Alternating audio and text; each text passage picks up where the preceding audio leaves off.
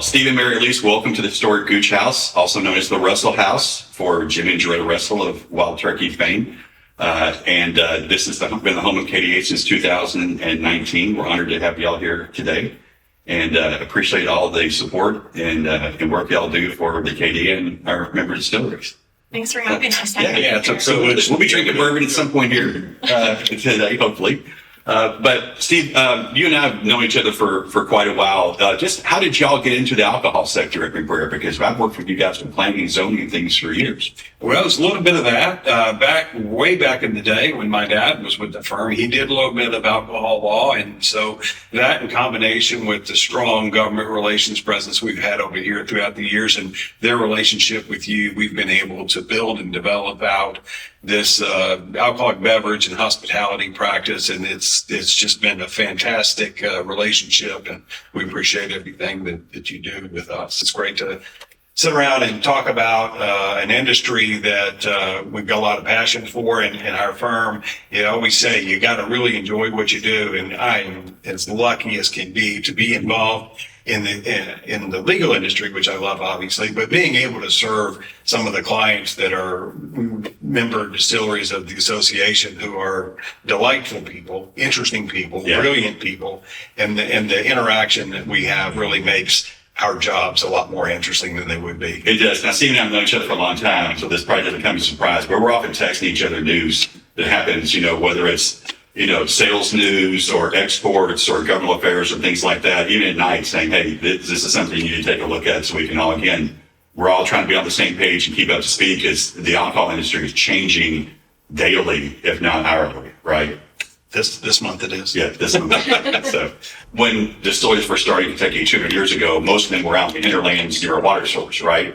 And communities and things actually came down towards them. Now we've got very rural distilleries, we've got urban distilleries, we've got downtown distilleries and tasting rooms, and all the regulations and everything are different for each one of those types, right? A very, very complicated mosaic of things that you got to take into consideration before you choose a spot and commit to funds to buy it. And rent. Or rent. The more that we can come in early and really be brought in as team members and form relationships, the better. Because if we can be viewed as a team member and helping to develop the strategy instead of an obstacle, the better it will be for the brand, the business. You're an ally. You're not an adversary. You're definitely an ally. You've got your client's best interests at heart. You just got to help them figure out the legal road to get there. And in an industry where that seems to be changing an awful lot day to day. And there's so much gray area in alcohol law that you're really, there's sometimes, arguing about the law that maybe hasn't been changed since 1960, right? In today's alcohol industry versus back then when a lot of these prohibition era policies were adopted, we're two completely different things. Yeah, and that leads to a lot of discussions with clients about, well, do we want permission? Or do we want forgiveness? And it's a constant battle to try to determine what's really the best route here. And it's a case-by-case basis, of course. And y'all got great relations with the legislature, but you've also got great regulatory relationships, especially with the ABC and things like that. And I know that's something that it's absolutely it changed every 4 years, right? So you've got to have some consistency there, and that's where y'all step in.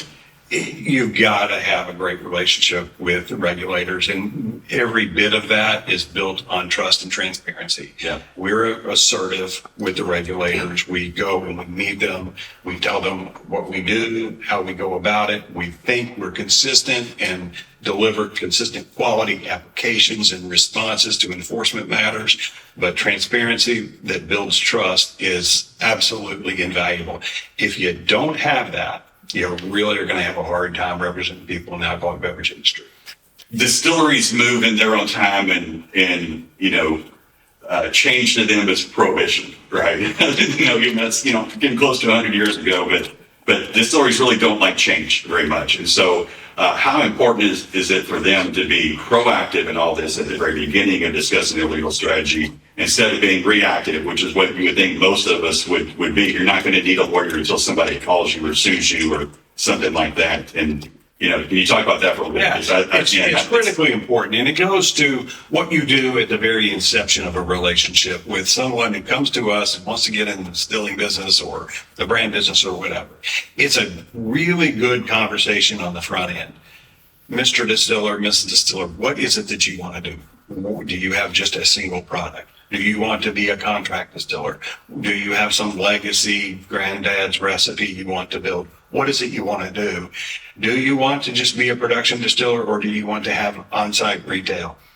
Just need to understand that, because if we understand that, then we can develop a legal strategy to seek the correct type of licenses, to make sure they understand what it takes to qualify for those privileges, and just be thinking about what their goals are, and let us help them use the law to get there, rather than we just dive into this project and find out, oh, they want something totally different, but we should have done this instead of that. Yeah, let's talk about land use planning. Yeah, let's talk about- because that's county by county.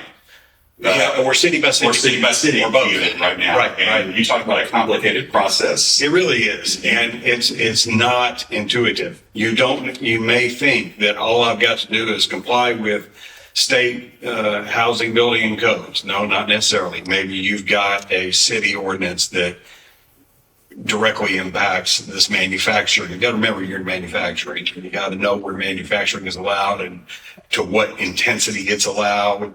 And with respect to Environmental laws, local respect to especially. distilleries, you hit every box there is to hit, from environmental to flammability of your products and FDA, Yeah, TTB, yeah. there's a lot. We use So all the acronyms. start with land use planning and make sure that this place you have picked out is eligible, whether you can ever get a license or not. Often in land use planning, you may need a government relations solution. For example, we have had some clients in urban areas, Lexington, for example, who wanted to do some creative things in the urban area, but the code of ordinances didn't really support it. So the answer, employ the government relations experts, seek a text amendment to the ordinance, and voila, you have a solution where this person's industrial idea now fits where it didn't before. Planning. You only want to look at what you're going in currently. You probably want to look at what the area around you is for expansion opportunities, or you may have complaints or concerns from neighbors that you're going to have to legally address. Right. You've got to look 5 years down the road. Is what I'm building here at this location going to be good enough? Am I going to need a parking lot? Am I going to need a small rig house? Do I have the opportunity to go farther beyond the confines of what I've started with? So yes, take a look at that and make sure that if you want to expand, you're going to be able to, whether it's under the land use codes or the environmental codes or housing, building, construction, et cetera. And you also want to be looking around for potential obstacles. Right. A church, a school, somebody that may not be real interested in the type of industry you're involved in, and who may use that opportunity to attempt to block you. Yeah. It's important. We talked about how it's important to get it from a startup standpoint and make sure that you're not going to get flooded with C&D letters. How important it is then, once you start really getting your manufacturing facility up and running, bourbon and anything, right? And then maintaining and strengthening that portfolio.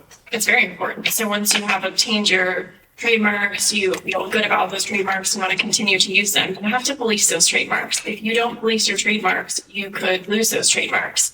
And also, so to that end, you can hire counsel to help you police those marks. You can search the internet for those marks, develop a strategy with your counsel for how you're going to enforce them, sending cease and desist letters when you find potential infringements of those marks, but really be active about policing those marks, because anything that is similar to or infringing your mark can really cut away at those rights. And the more popular your bourbon mark becomes, the more people are going to want to copy it. They all want a piece of the pie. Absolutely. Right. And I think that's something you just mentioned that, you know, people may not understand. If you see it out there and you don't take action on it, then if somebody challenges you, they're going to use that against you. Mm-hmm. Right. And that can jeopardize your intellectual property, because those first 5 years, I think, are an IP standpoint the most crucial.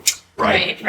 And to that end, that once you have a registered trademark, there are periods of time with the trademark office that you have to maintain your trademarks. You've got to do some filings with the trademark office, or you lose those marks. So counsel can help you with that as well, to make sure you're doing the right filings at the right times. And I think your point about getting management and creative, you know, that's two different things. But from a management standpoint, you want to look up front in intellectual property with all the different services you're going to be offering. Because if you only do a couple at the beginning, when you know you're going to offer some more services in 6 months, that's just lost time with USPTO, right? Yeah, you bring up a really good point there. You need to develop a strategy, putting together your legal team, your creatives, and your management all in one room can really be helpful at the front end. It might seem like you're making unnecessary expenditures, but it's really saving time down the road because you're creating a strategy, you're developing opportunity, and you're planning ahead. So you're doing everything all at once, and you are getting the right heads together so you can say, hey, in 6 months, if we're going to do this, let's plan ahead for it and take action now so we're not missing an opportunity down the road. And you've got your IP protected and in place now. And the other thing is that we see a lot, if you have your creatives, we see kind of handshake deals sometimes. You need work for hire agreements, right? Yeah. Is that the right term I'm using there? Because I've done a few of those after the fact. And I remind myself, they need to make sure that whatever they produce, I own. Absolutely. Yes. It's really hard to claw back rights or get somebody to turn over rights, especially when it becomes really successful. Those creatives are maybe hesitant to just sign something over that they created. There may be a disagreement about who really owns it. So you want to be sure that upfront you have that working for hire agreement in place and be sure that you own the IP. And I think that's something else that's a really good point for distillers out there, because you mentioned bottles. You're not just trademarking a name here. You're trademarking a logo. You can trademark colors. Yeah. You can trademark bottle sizes. Anything you can think of that you don't want your competitors stealing, right? The copyright. You need to trademark. Absolutely. The copyright in the bottle design, the logo on the bottle, maybe your website, your marketing materials, anything that has a design component to it is protectable. Yeah. It's also not really a one and done thing. As new products evolve and new marks are being developed, you might want to continue to protect those as well. And sometimes we see companies will say, oh, this is going to be a one and done. We're just doing a short run of this, but it really takes off. And they wish they would have protected that when they launched it. So let's talk tourism real briefly. So the KDA, we created the Kentucky Bourbon Trail in 1999. It's one of the things that we're most proud of. We get nearly 3 million visitors a year now from all over the world. How has that changed and evolved in a lot of the things you guys do and offer with clients? Because now you're not just dealing with a distillery that's a manufacturing plant. You're dealing with a restaurant on site, a bar on site, and all these different things too, right? Lodging. And lodging, yeah, and concerts. Lodging, transportation, live entertainment, all of those things, which bring with them a whole new host of considerations that a small craft distillery in and of itself, with maybe a little retail, just doesn't involve. And so just more questions to answer, more hoops to jump through. Going back to what Mari-Elise says, the sooner we get in and understand, oh, you want a hotel distillery, got it. That's a different kettle of fish. We got to approach it a little differently. And something else you touched on that something y'all offer and very few law firms do anymore these days is the government affairs side, the government relations side. And I'm sure that's important from a legal standpoint because they keep track on what's happening in the legislative session, what's happening locally with ordinance changes and things like that. And so, like you mentioned, if you have a client that's running into a problem, you can access your government relations team to help you kind of sort through that. That's right. It's a great advantage to our clients, and I'm the first to tout that. You're preaching to the choir. It's a unique advantage that we have, and I'm proud of that for two reasons. And you've mentioned both of them. One is our ability to anticipate what's coming down the road, and our ability to protect clients. Hey, this is something you're going to need to pay attention to because this is coming, and let's take the time now to plan for it. But the second piece of it is, once in a while, the ability to use the government relationship to fix a problem, whether it's a text amendment, whether it's a tiny tweak to a statute that opens up a door for some clients. We've done that on multiple occasions over the years, and it is something that we're able to deliver that some others are not. Well, Steve and Mari-Elise, thank you so much for coming here today to the home of bourbon in Kentucky, and thank you for all the support you give to our industry, not just the KDA and being a champion member, but also all our distilleries out there that you offer legal and IP and government affairs work and everything else. We really couldn't do it without you, and we certainly appreciate all your support. Yeah, appreciate you. Absolutely. So we got to gain a little whiskey here. So cheers to y'all, and again, thanks to everybody for everything you did for us. Thank you for the opportunity.